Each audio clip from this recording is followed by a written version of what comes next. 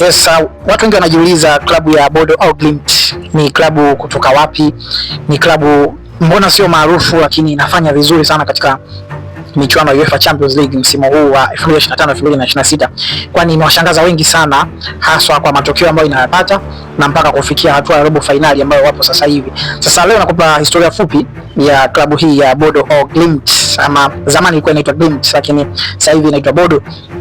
Hii klabu ilianzishwa Septemba 5 mwaka 1916 kule nchini Norway, kaskazini mwa nchini Norway. Kwa ni klabu ambayo inatokea Norway kaskazini, na klabu hii iliweza kupanda daraja la ligi kuu ya nchini Norway kuelekea msimu wa 2018 na 2019, na iliweza kutoa ubingwa mara 4 ndani ya miaka 5 tangu kupanda daraja.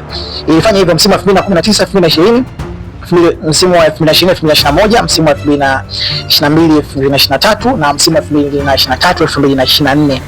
Ndani ya miaka 5 ilitoa ubingwa mara 4.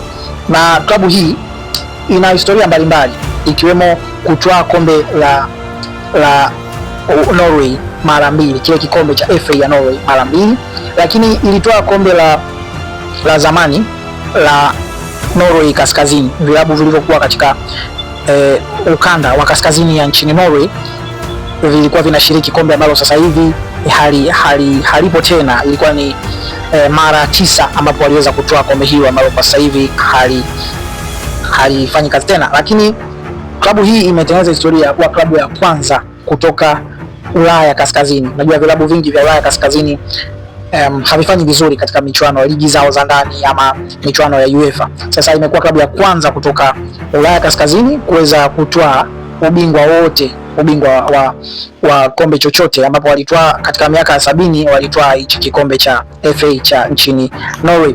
Sasa